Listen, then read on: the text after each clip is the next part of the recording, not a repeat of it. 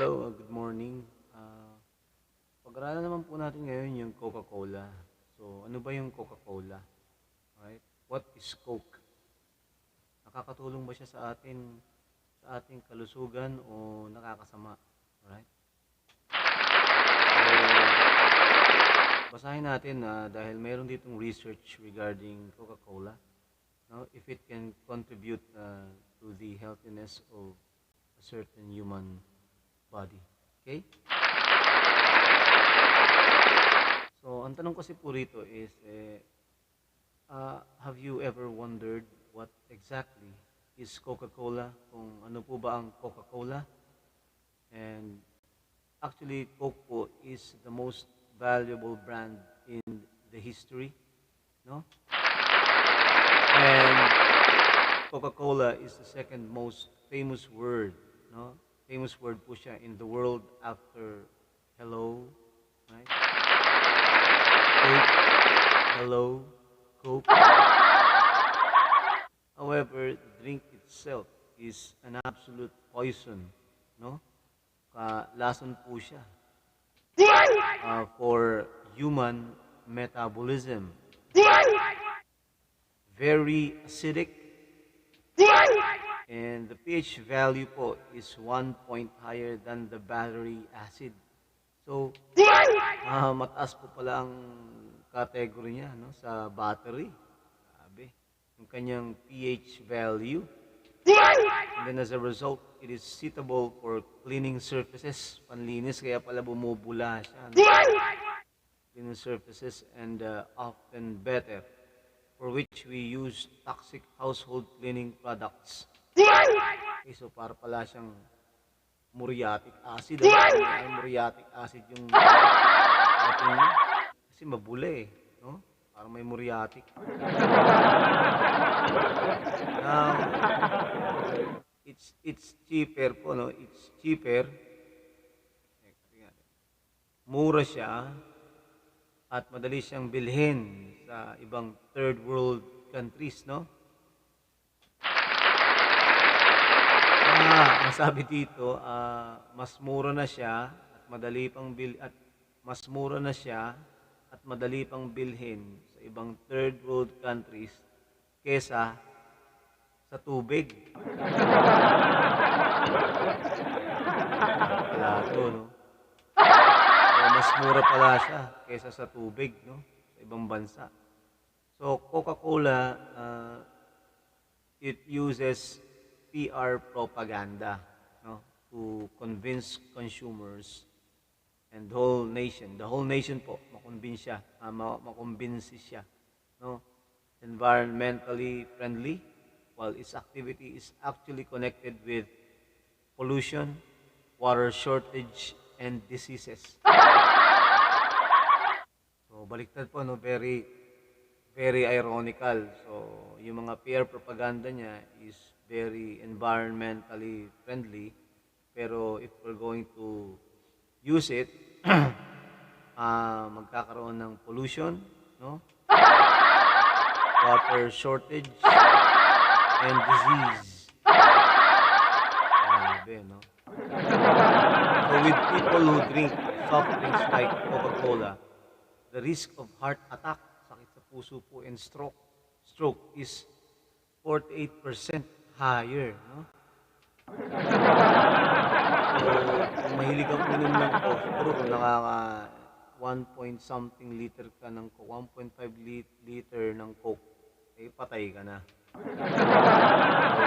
So, yung risk atake sa puso saka stroke, 48% na. Kesa doon sa mga hindi po uminom ng soft drink, or at least drink them every day. Kahit na po doon, higher po than those who don't drink such drinks at all, or at least drink them every day. According to the study published in the Journal of Respirology, drinking po ng soft drink, ang pag-inom po ng soft drink ay maybe accompanied by lung and respiratory disorders, no? yun po yung mangyayari. Dahil na po yan sa Journal of Respirology, no? Magkakaproblema sa baga at saka sa respiratory order, no? Including asthma and chronic obstructive lung disease, no? Grabe. So, yun po yung mangyayari dyan. Then, yung palang chronic obstructive lung disease, no? COPD. Alright. Then, carbon acid calcium in cola causes loss in bones, no? Yung calcium po nawawala sa mga buto during the phase 3 process, no? Kasi po yung carbon acid na nasa soft drink irritates the stomach, no?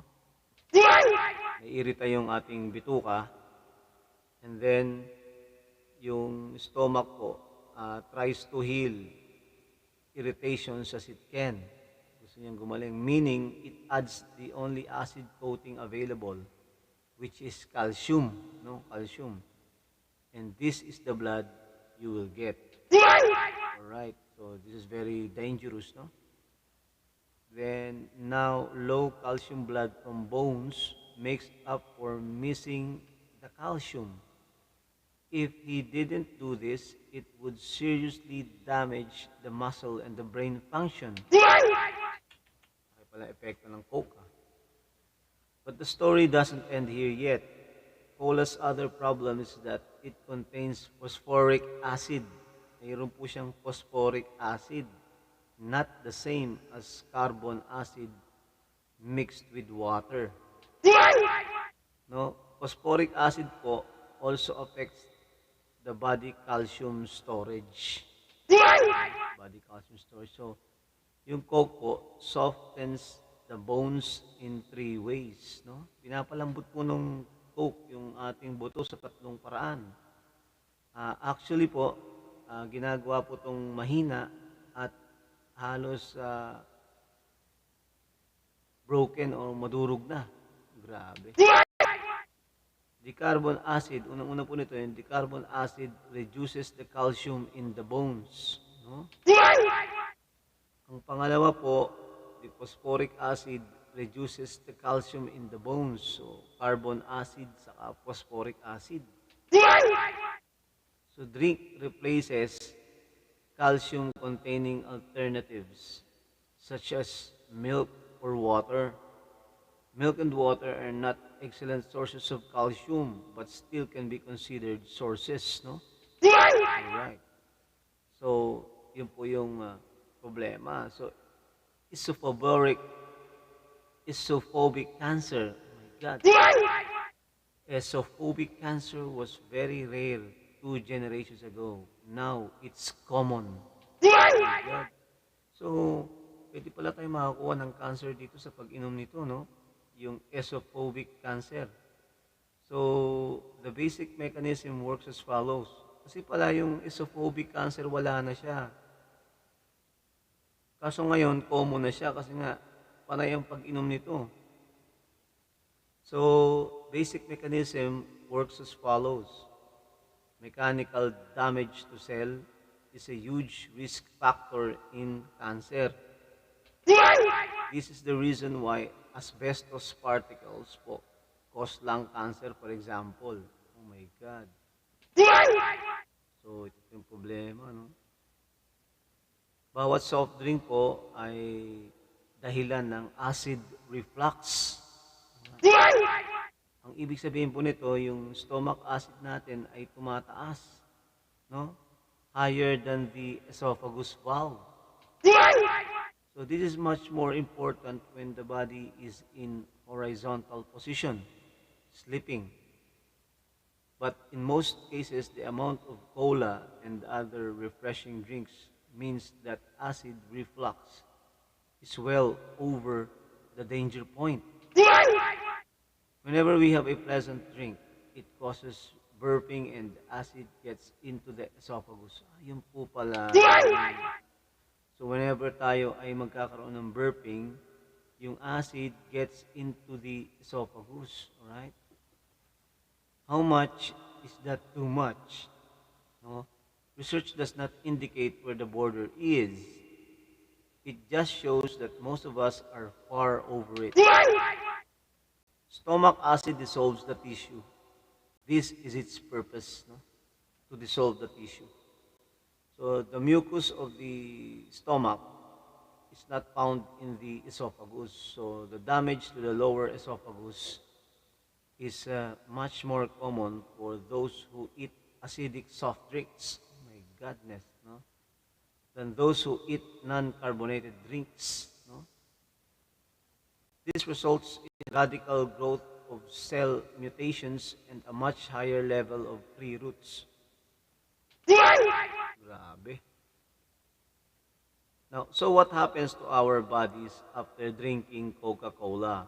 After 10 minutes, 10 teaspoons of sugar is found in a glass of Coke that measures devastating strike on the body.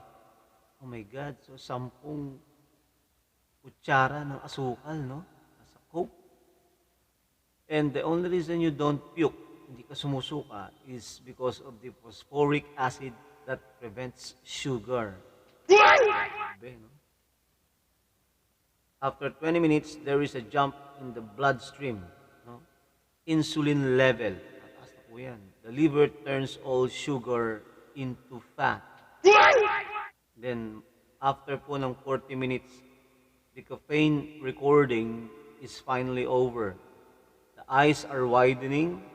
The blood pressure rises as liver adds more sugar to bloodstream. Oh, that's why. So the blood pressure will rise. Tataas ang dugo pag yung liver ay nadagdagan ng sugar, no? Because of the bloodstream, no? All right. So, adenosine receptors become an obstacle that prevents sleepiness. All right. After 45 minutes po, no, the body increases the production of dopamine hormone, which stimulates the joy center of the brain. Dopamine, ano? Similar reaction to what heroin creates. Oh my God. So magkakaroon tayo ng increased dopamine. And after 1 hour to. After 1 hour, phosphoric acid ties the calcium, magnesium, and zinc in the stomach, intestine tract, giving metabolism an extra boost. So calcium is evacuated with urine. Alright. So naiihi natin pala yung calcium because of this. More than 1 hour later, no, the urinary effect of the drink enters the game. Calcium, magnesium, and zinc depart from the body. Ayan na. Importante itong calcium, magnesium, and zinc which departs your body, which are the components of our bones and sodium. So by this time, we can become irritated or dull. So the entire amount of water that the Coke contained is living with the urine. Oh my God. So when we drink a cold bottle of Coke po, pag tayo uminom ng malamig na Coke and enjoy the undeniable freshness, tayo ba ay aware kung anong chemical or cocktail ang nakukuha ng ating katawan? No? The active ingredient po ng Coca-Cola is phosphoric acid. No? Because it has a high acidity, the containers used for the transport of chemicals had to be provided with special container. Highly acidic pala ito. No? Kailangan pa pag itinransport, maganda yung container. So, these containers must be designed for highly corrosive material. Hindi siya kakalawangin dapat.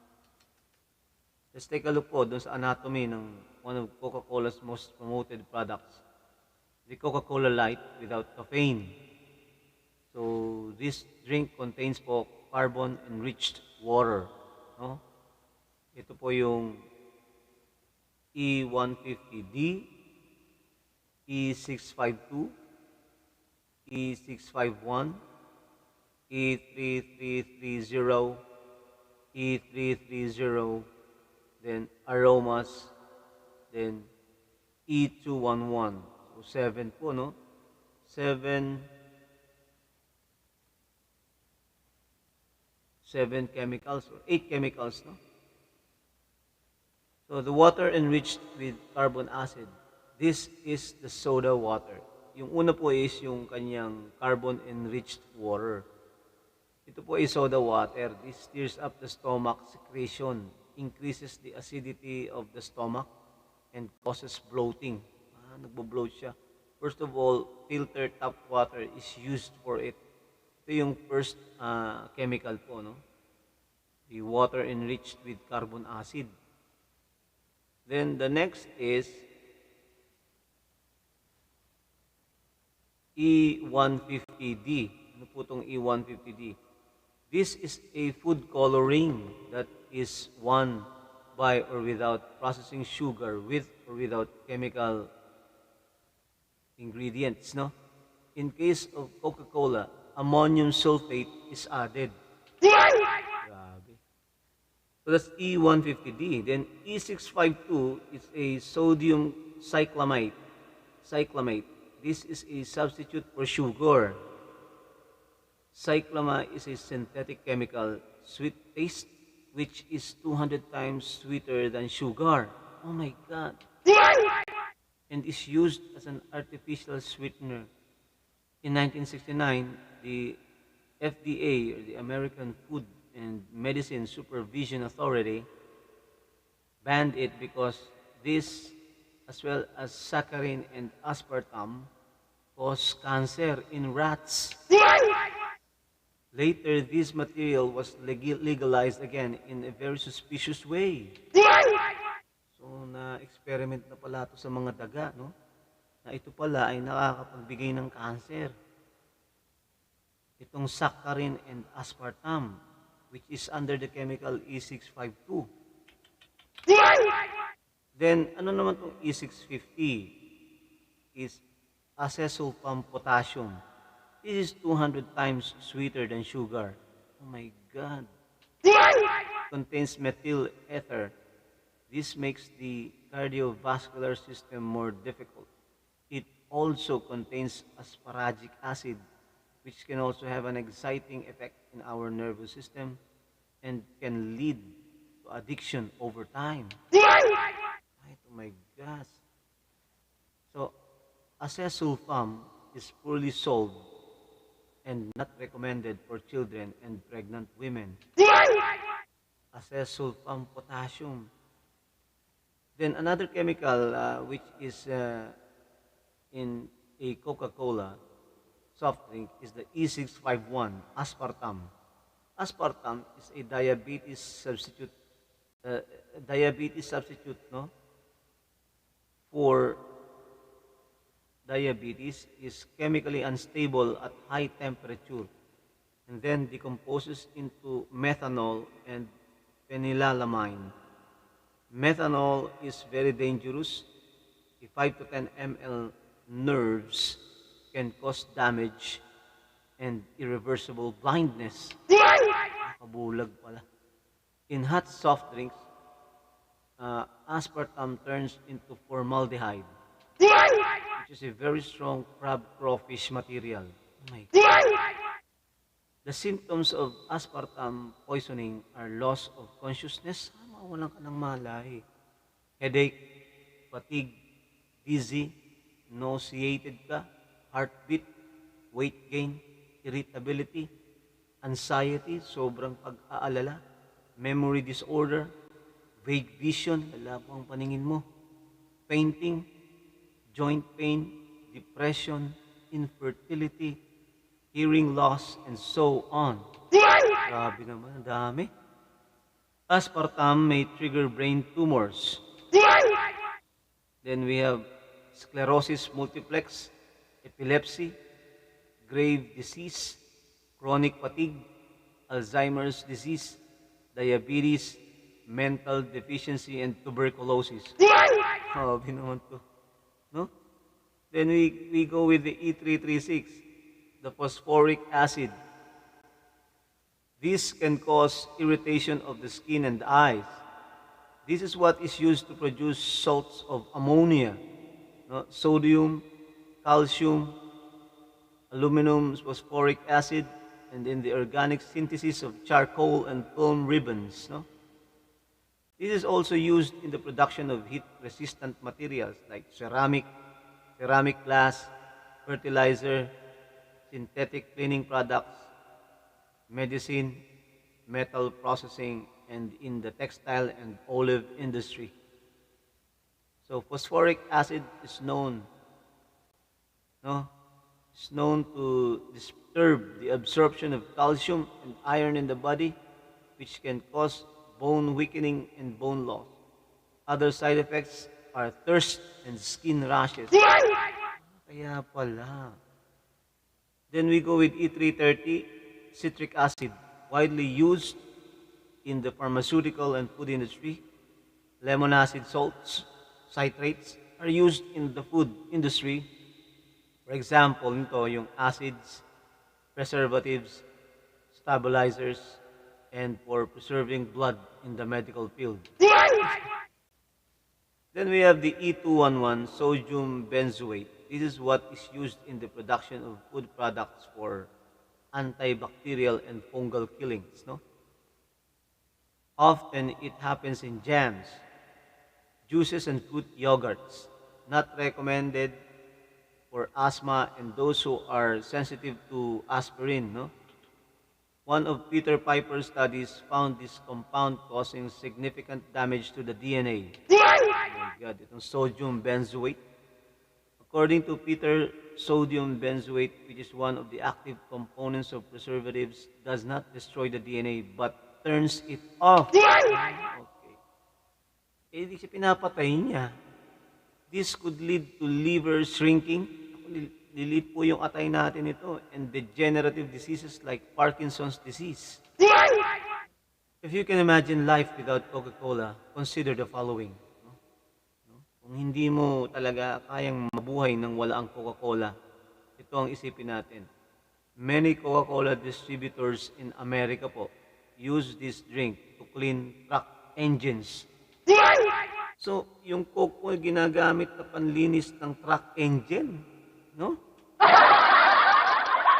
Many police cars in America have Coca-Cola bottles. No? Lahat po sila may Coca-Cola sa mga kotse nila ng police. And when a car accident happens, they wash the blood off the road. So Coca-Cola is a great tool to remove rust. Kalawang po, no? Rust spots on the chrome surfaces of cars. So to remove the corrosion from a car battery, you just have to pour the Coke on it and the corrosion disappears. Pala yung Coke na to, pantanggal talaga ng kalawang to. To free a rusty twist, draw a piece of clothing in Coca-Cola and wrap it around the twist for a few minutes. Grabe. Ito ang gagawin natin. So to remove spots from clothes, mga spots, mga mancha, no? Pour Coca-Cola on dirty clothes. Add detergent and start the washing machine. As usual, you will be surprised at the result. Ginawa niya pang Clorox, no? Some farmers in India use Coca-Cola. Sa India po ginagamit yung Coke. Instead, pesticide. For deworming. Because it's cheaper and its effect is very similar. Coca-Cola pala ginagamit. Coca-Cola is undeniably a very useful product. No? The most important thing is to use it for purposes that do not include consumption. Yun. Yun pala. Magagamit natin, kaso nga lang dapat hindi yung pag-intake. No? Delikado pala. Hindi na ako bibili ng Coke nito. Sakali. Minsanan na lang ako iinom niyan. It's very dangerous to our health. No? Okay, so sana po ay nakatulong po ang isang unting information na ito sa inyo. At please subscribe to my channel and then watch, like, share, and comment. Then ring the bell to give you some updates for my new videos. Bye. Palakpak yung nakuha.